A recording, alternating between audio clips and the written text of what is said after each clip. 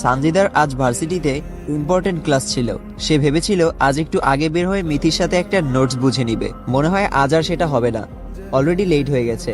এখন বের হলে ক্লাস করা যাবে শুধু। সানজিদা উপর থেকে প্রায় দৌড়ে নিচে নামছে। সানজিদার মা রেহেনা বেগম কাজ করছিলেন। মেয়ে নামতে দেখে তিনি এগিয়ে এসে বললেন, কোথাও বের হচ্ছিস এখন? সানজিদা বলল, হ্যাঁ ক্লাসে যাচ্ছি। আজকে ক্লাসে না গেলে হয় না? সানজিদা বলল, কেন, কি দরকার?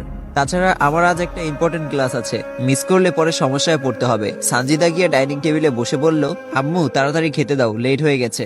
রেহানা বেগম মেয়ের জন্য খাবার প্লেটে তুলতে তুলতে বললেন, তাহলে আজ একটু তাড়াতাড়ি বাসায় আসিস কেমন? সানজিদা বলল, কেন আম্মু, আজ কি কিছু আছে? রেহানা বেগম খাবারের প্লেটটা সানজিদার সামনে দিতে দিতে বললেন, আজ বাসায় মেহমান আসবে, মানে তোকে দেখতে আসবে। সানজিদা এক লুকমা মুখে দিয়েছিল, মায়ের কথা শুনে তার হাত আটকে গেছে। এই একটা জিনিস যেটা সানজিদার খুবই অপছন্দ। সানজিদা ঢাকা ভার্সিটিতে অনার্স 3য় বর্ষে পড়ে। অনার্সে ওঠার পর থেকে যে তাকে কত ছেলে দেখতে আসলো তার কোনো ঠিক নেই।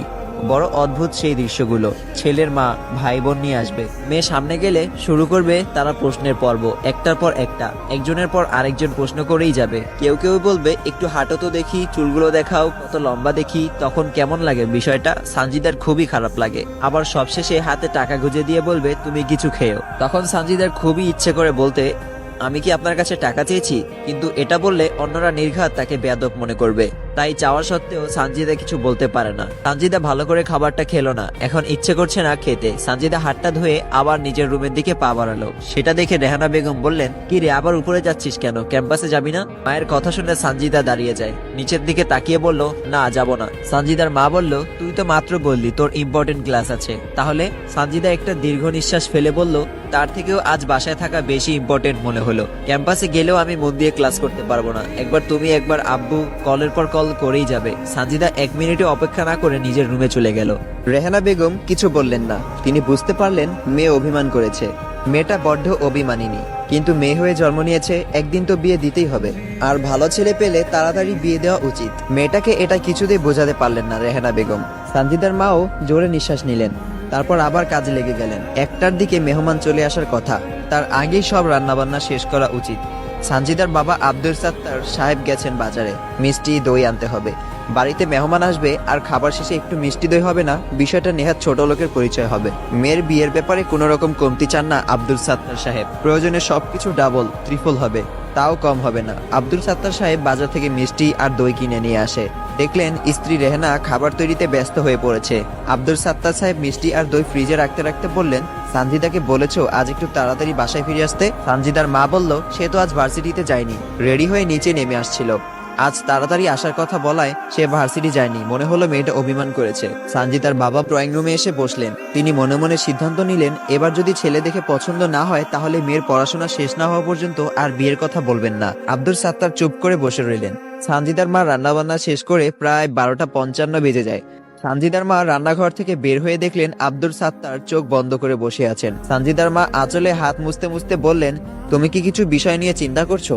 সানজিদার মার কথা শুনে সানজিদার বাবা চোখ মেলে তাকিয়ে বললেন, না তেমন কিছু না। তোমার রান্না কি শেষ? তিনি বললেন, হ্যাঁ শেষ। তুমি এত চিন্তা করছো কেন বলো তো? সানজিদার বাবা বলল, ভাবছি এবার যদি মেয়েটার বিয়ে ঠিক না হয় তাহলে আর বিয়ে নিয়ে মাথা ঘামাবো না, পড়াশোনা শেষ করলে বিয়ের কথা বলবো। মেয়েটাও তো সবসময় টেনশন করে, মন খারাপ করে যখনই বিয়ে নিয়ে কথা বলি। সানজিদার মা বলল, আমিও এই কথাটা তোমাকে বলবো ভাবছিলাম। মেয়ে যেহেতু এখন চায় না, কি দরকার? এখন গিয়ে দেখো সানজিদা কি করছে, মেয়েটাকে বুঝিয়ে তৈরি করে দাও। ওরা প্রায় চলে এসেছে। সানজিদার মা বলল, ঠিক আছে। এমন সময় কলিং বেলটা বেজে উঠলো। সানজিদার মা দাঁড়িয়ে পেছনে ফিরতেই আব্দুল সাত্তার সাহেব বললেন, হয়তো ওরাই আসছে, আমি এই দিকটা দেখছি, তুমি সানজিদার কাছে যাও। রেহানা বেগমও আর কিছু বললেন না, দ্রুত পায়ে সানজিদার রুমে চলে আসলেন। সানজিদা প্রায় তৈরি হয়ে গেছে। মিষ্টি কালার একটা শাড়ি পরেছে সানজিদা, চোখে গাঢ় করে কাজল দিয়েছে, ঠোঁটে হালকা মিষ্টি কালারের জেল লিপস্টিক, গলায় ছোট একটা লকেট, কানের টপ টাইপের ফুল, চুলগুলো খোলা, মুখেও কোনো রকম মেকআপ নেই। তবুও সানজিদাকে যেন পুতুলের মতো লাগছে।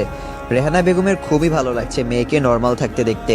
রেহানা বেগম সানজিদার কাছে গিয়ে বললেন, এত তাড়াতাড়ি তৈরি হয়ে গেছিস? সানজিদা বলল, হ্যাঁ, দেখো তো আমাকে কেমন লাগছে, শাড়িটা কি ঠিকঠাক পরা হয়েছে? রেহানা বেগম সানজিদাকে কাছ থেকে ভালো করে দেখে বললেন, আমার মেয়েটা একদম পরীর মতো লাগছে। রেহানা বেগম সানজিদার আঙ্গুলে দাঁত দিয়ে আস্তে করে কামড় দিয়ে বললেন, আমার মেয়ের উপর কারো কুনজর যেন না পড়ে। মায়ের কথা শুনে সানজিদা একটু মুচকি হাসি দিল। রেহানা বেগম বললেন, ছেলের বাড়ির লোকজন চলে এসেছে, তুই বস, আমি গিয়ে তাদের শরবত দিয়ে আসি, সময় হলে তোকে ডেকে নিব। রেহানা বেগম নিচে নেমে গেলেন। সানজিদা রুমেই বসে আছে। হঠাৎ তার ফোনের রিংটোনটা বেজে উঠল।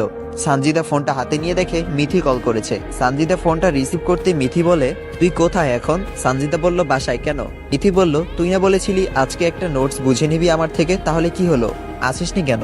সানজিদা কি বলবে ভেবে পাচ্ছে না, সত্যিটাও সে বলতে পারছে না। বারবার ছেলেপক্ষ দেখতে আসবে বললে নিজের কাছেও কেমন লাগে। আর এখন ছেলেপক্ষের সামনে গিয়ে বসার কোনো ইচ্ছে ছিল না সানজিদার। কিন্তু তার বাবা খুবই রাগী। তিনি একটা কথা বললে যদি ছেলে মেয়ে সেই কথাটা না শোনে তাহলে তিনি ভয়ানক রেগে যায়। এই মুহূর্তে সানজিদা কোনো রকম অশান্তি চায় না, তাই বাবার ইচ্ছাকে প্রাধান্য দিয়ে ছেলের বাড়ির লোকজনের সামনে যেতে রাজি হলো।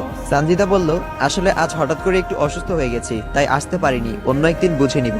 মিথি বলল, কি হয়েছে তোর, ডাক্তার দেখিয়েছিস? সানজিদা বলল, তেমন কিছু না, হালকা পেইন, তুই চিন্তা করিস না। মিথি বলল, আচ্ছা তাহলে রেস্ট কর। সানজিদা বলল, আচ্ছা বাই। সানজিদার কলটা কাটার পরেই মনটা খারাপ হয়ে যায়। প্রিয় বান্ধবীর কাছেও সত্যিটা বলতে তার খারাপ লাগছে। এক কথা কতবার বলা যায়। সানজিদা মোবাইলটা বিছানার উপর রেখে ড্রেসিং টেবিলের সামনে দাঁড়িয়ে নিজের জন্যই নিজের জেলাস ফিল করে। তাকে দেখতে এত সুন্দর লাগে।